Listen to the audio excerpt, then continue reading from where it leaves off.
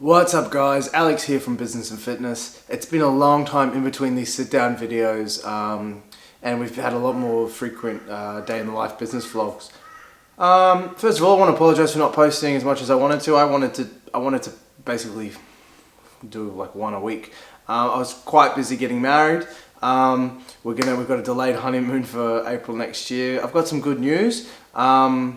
Lots to catch up on, but anyway, what I wanted to talk about today was a topic I keep getting hounded on, like I'm sure almost everyone that owns anything to do and based around the fitness industry, which is sponsorships.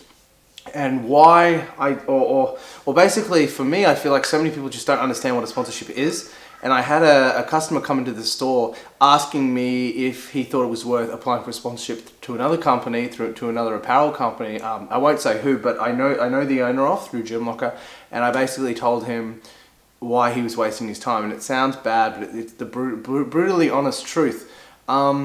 Maybe 10, 20 years ago, if you came first in your event, or if you were a national record holder or something, that it held a lot of weight.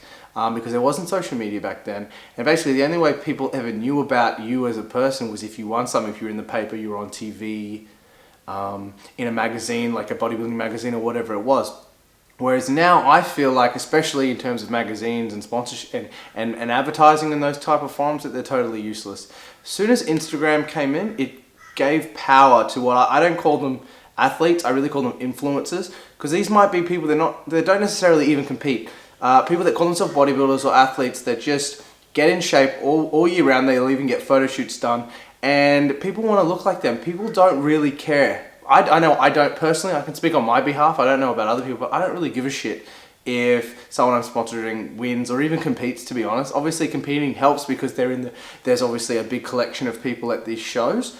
It's still a really tiny niche in the scheme of things, and ultimately having a lot of followers and being able to convert those followers and influence those followers is the big deal. That's where the money is, and that's the truth. Right now I've seen a big move in the fitness industry from going away from bodybuilders and people that are winning their shows and stuff like that, and merging way into the YouTube kind of social media aspect of it, where people realize, hey, I might give a shit to, say, one of the biggest makeup YouTubers on the planet, 1 million plus subscribers. I'll give them a shirt. They have die-hard followers watching them and will buy and eat whatever this person eats and whatever this person wears and take any recommendations. They don't even have to be in the fitness industry. They can just be influential people that people want to be like and aspire to be. It does not have to be in the industry. No one gives a shit about your $10 trophy anymore. And as much hard work as you put into it, that I can appreciate. I've done 2 shows myself. As much hard work as people put into these shows, expecting sponsorships, it's just probably not going to happen for you unless, I'm going to be honest with you, unless you have a big following, unless you have a really unique look that people can work with, and kind of, if you have a very identifiable look, a unique look, a lot of people like to grab onto that because people don't forget those kind of unique looks, and then in turn they hope will remember the brand associated with that person's look. And it's really, you got to think, what can I do for this company? I can't tell. It's got to be daily. It's got to be 2 to 3 times a day that I'll get an email from somebody. And this is, people don't know, which is why I'm making this video. There's no malice intended in this. It just needs to be said, because I think a lot of people get confused because a lot of people just don't reply to these type of emails that I'm talking about.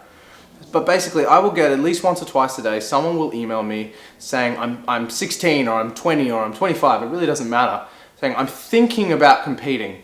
And they'll tell me about their weight loss journey, which is awesome. It's always nice to read about that stuff. They'll tell me about their weight loss journey, or they'll tell me about a little bit about themselves and that they're thinking about competing and that they want a sponsor. Sponsors aren't handouts. Sponsors are a business decision and a business negotiation, just like anything else.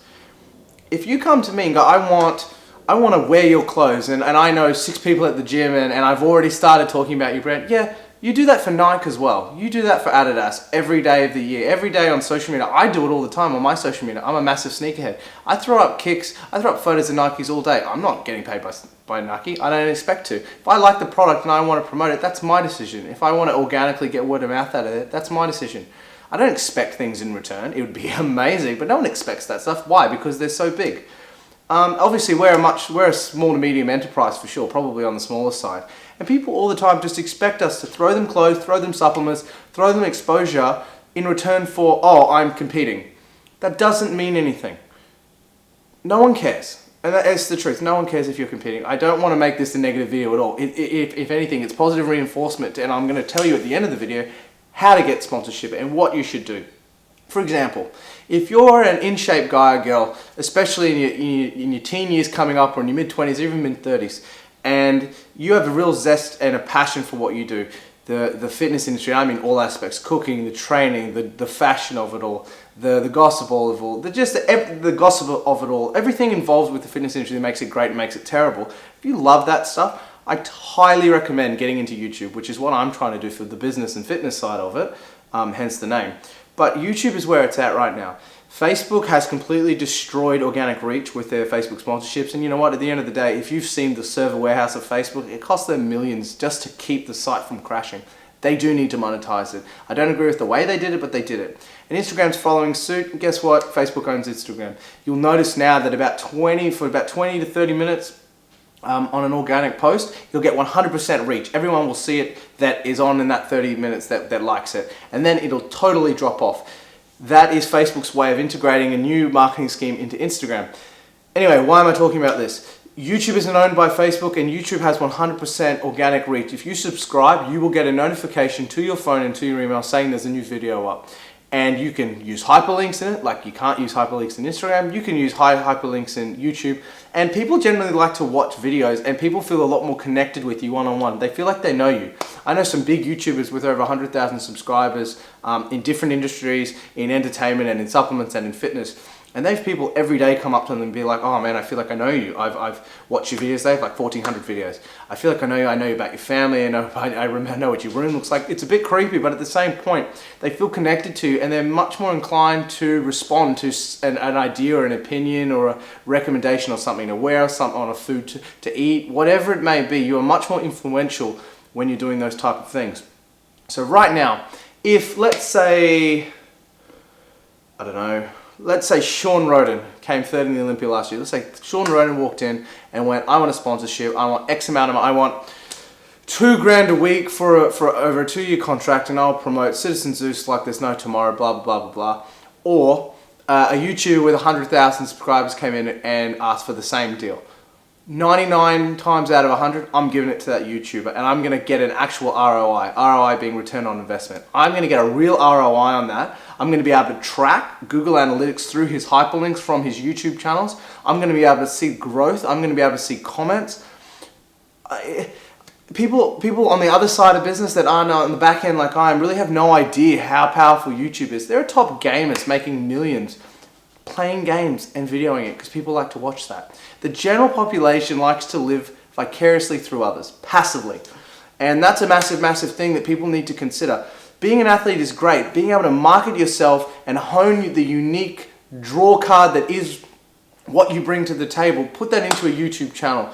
If you're good at cooking, do some cooking. If you've got abs and you're a chick, do it in a bikini. If you're a guy, take your shirt off, film it. Look at people like, I think it's Zach Dean Fitness, Joe Pitt does it. Look at what Paige Hathaway's done. She's just merged onto YouTube because she understands the power and the mainstream that you can go into. Bodybuilding and fitness is still a super, super niche market.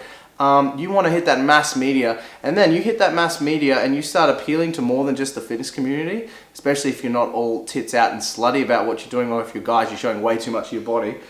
You hit that mass media, you start getting attention from mass media, blue chip companies that can really start to throw around some money and change your life. So, what am I even saying?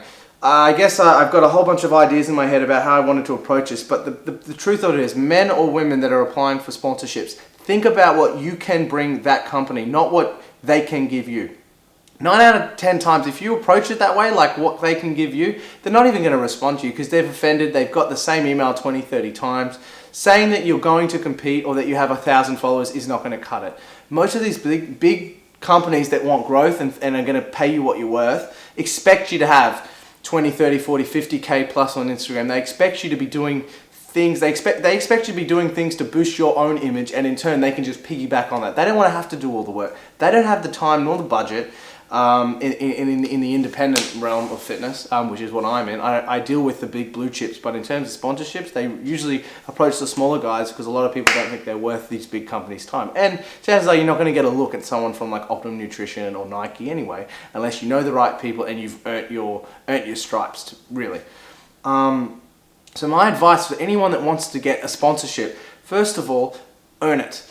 Don't expect things to be given to you. There's nothing worse than someone who's come in won 2 bikini shows, 2 physique shows, bodybuilding shows, whatever it is, and just feels entitled. Like, oh, I want a show, so I'm entitled. That doesn't mean shit. No one cares, and you need a reality check. The first check you're going to cash is a reality check. And I think once you get over that and you kind of realize what personal branding is and how to hone it and use it as such an effective tool on all the social media platforms and figure out where your niche is and why people follow you and want to be like you or whatever it is, once you figure that out and you master that and you start putting out videos or content or articles or whatever it is that you're passionate about around that industry or around that idea, people will come to you and it'll seem so genuine. Don't look at what people are doing. Don't be generic. Don't do what everyone else is doing, a photo of a product in their abs or something like that. That stuff's really boring and it's not appealing and it's not mass market. You know, anyone with half a brain sees a pair of abs and a fat burner and understands that it's marketing. We're so much more savvy and aware now of marketing ploys and associative tactics that we're not stupid anymore. We were really stupid back in the day. We'd believe anything.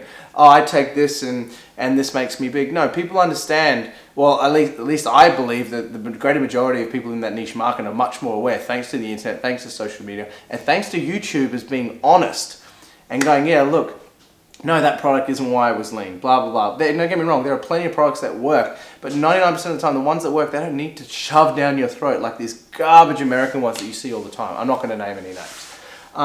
Anyway, that was the first video. I'm going to try and crank 3 or 4 of these out today so I can have some real content going. Hopefully, I haven't lost all the subscribers we built up, all 200. It wasn't that many. But people seem to be watching them. I was actually in New Zealand and some people came up and recognized me from them, which is insane. So anyway, I hope this has been informative to a point. I should have written things down so it wasn't so off the cuff and all over the place, but hopefully you get the point. I would love to see some people succeed and do the whole YouTube game. I'm really, really behind it, and I think it's definitely the way of the future. As long as Facebook doesn't buy it, which I'm sure they've already tried, and I think YouTube failed, this is definitely the way to go. Fitness, makeup, beauty, anything and everything that can be sold can be put on YouTube and made entertaining. And whether or not you're getting sales from the product itself or from advertising on the product, you find a way to engage people. You can make this your full-time job if you want to, or you can definitely make it an extra revenue stream in a pool of streams that you've already created. I'm still working on a way to sign out. Anyway, this is Alex from Business of Fitness, and I will see you guys next time.